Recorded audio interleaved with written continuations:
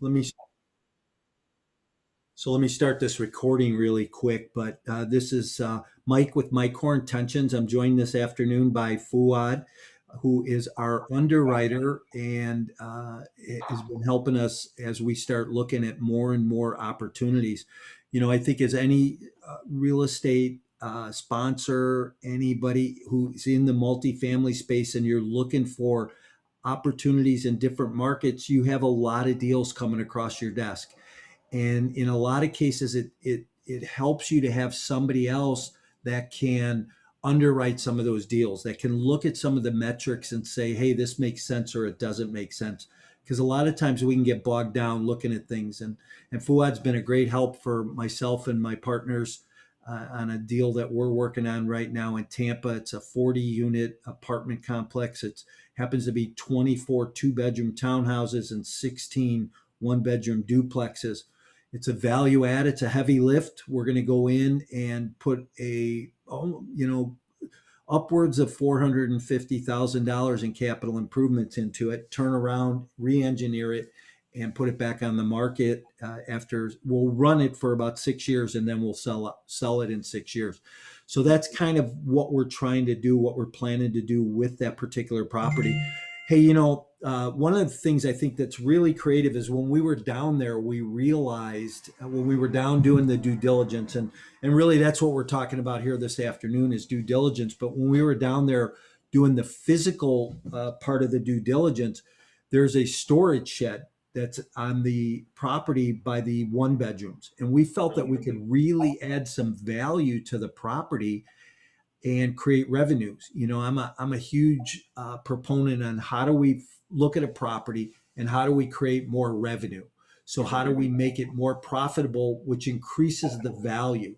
Because as well as I do that when we increase the NOI and make that more profitable, it increases the value of the property.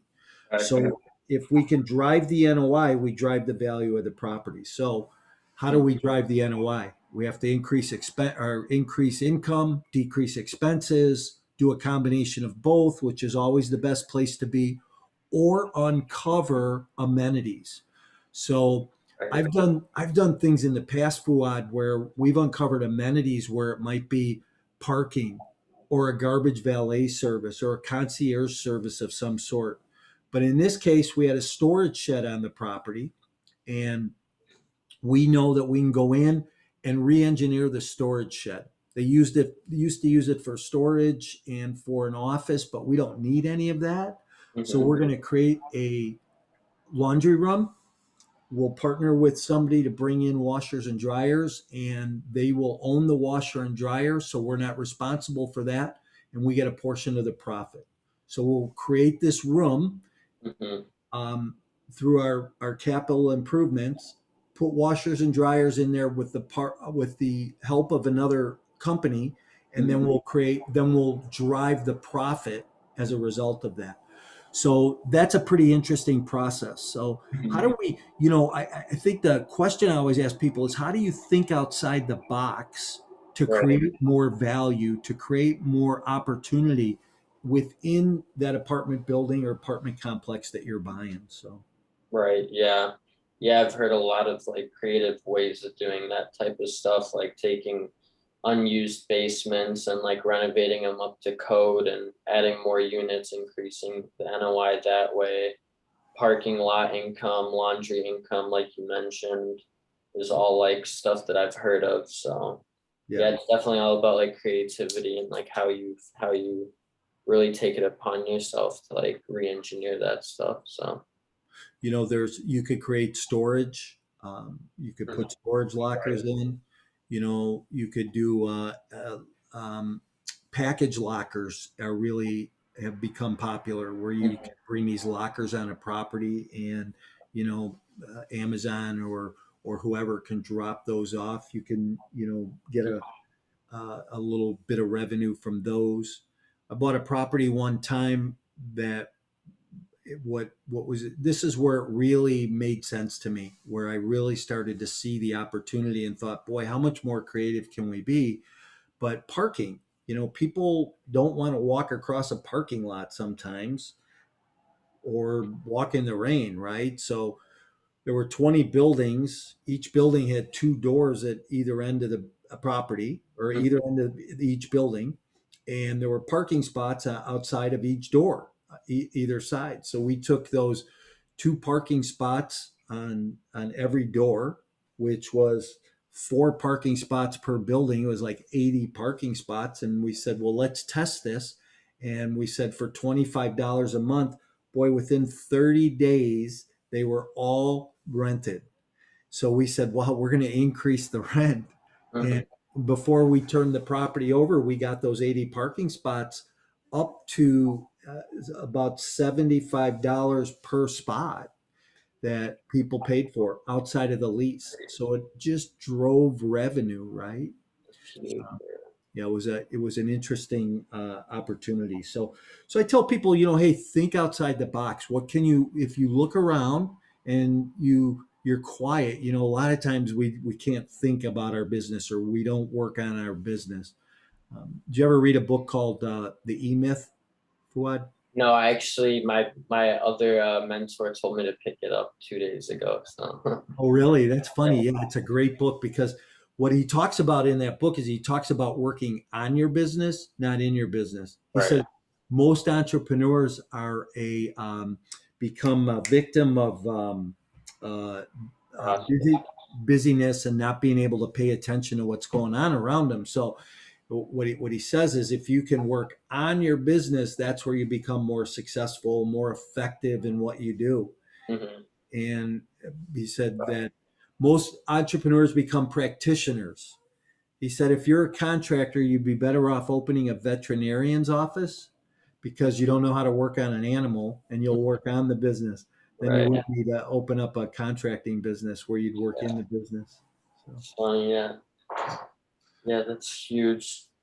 That's so something I learned too. Systemizing, streamlining is like a huge part of business. yeah, So, yeah. What else have you learned over the last 30 days or so from doing some due diligence? And what's one of the biggest things that an aha, right? One of those aha moments. hmm. I mean, there's been a lot that I just know of that I've experienced. Off the top of my head, I would say stuff like if you're buying a deal in Florida versus like a deal in like Seattle or something, the market, just the climate of stuff changes like due diligence. Like, for example, asbestos and termites might apply to a market that's in like a complete like in one market that's super hot and humid, and in another market it might be completely different. So it's something like I never really considered. Also, I guess, let's see, probably how important mechanicals and electric is. Like I didn't really consider it as that important until like I kind of got into like the roots of stuff with terrace. So that's just something off the top of my head that I learned about due diligence. In terms of financial due diligence, cross-referencing has been a huge thing for me. Specifically, like if I look at rent roll versus a T12 versus Schedule E versus an OM, each one has a completely different story. So like Hmm. it's super crucial to like cross-reference, really get the story of the property concrete, and like go from there. How often do you find in a OM a mistake, or Mhm. a number out of line when you start to Every compare? time. Yeah. Every So yeah, I think it's natural. I think people just, I don't know that anybody ever is intentional about it, but I do believe that people, um, uh, you know, try and make things look different than they actually are, and the truth really becomes from that T12 and that T3, right? right. Yep. So, and the one thing I think that we have really learned to do, and we've gotten some great advice from people who are around us, around the outside of our partnership is use the T12 for expenses. And Mhm. that T12, for somebody who might not know, it's a trailing 12 months. It is from a designated month, let's call it right now, August to September, right? Because that's where we're at today. Where if you looked at the year end financials from last year, being that we're August, we're 9 months down the road, 8 months down the road, all that's changed. And the T12 or the T3 is 3 months, and we use that for the income side and extrapolate those numbers out over 12 months. So that gives us a better, clear picture, a better look, and a view of the property, the overall value, the worth of the property. Mhm. Yep. For sure. Yeah. Mhm. Okay. Any other thoughts or comments? Um, that's basically it from what I could tell. Okay. Um, definitely, definitely more in depth than we went past 10, 20 minutes, but Yeah, for sure. No doubt about that. So there's a lot. How many items do you think is on that due diligence checklist? 71. Oh, you got a number. Look at Yeah, that. that's Okay.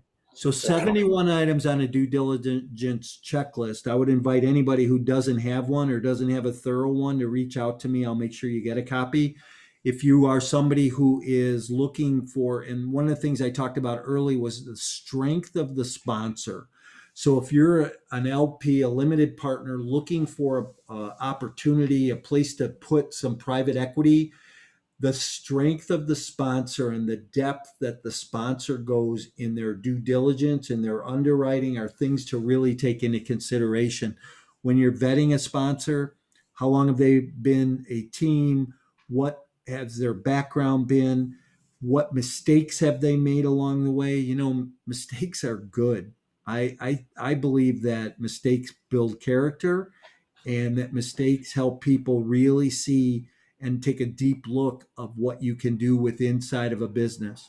So I'd welcome anybody who's looking for guidance, direction, information. Reach out to me.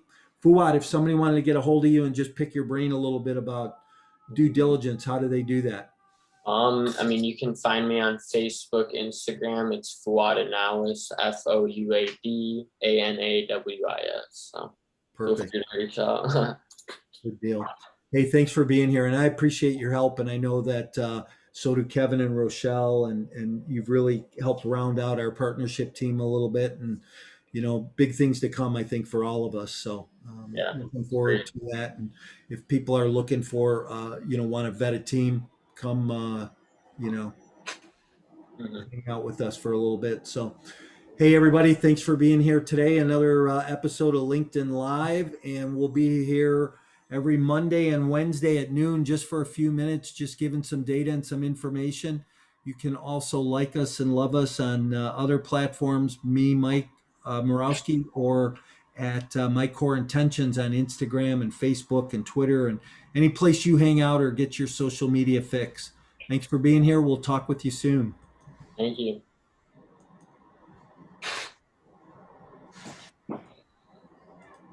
Awesome. That's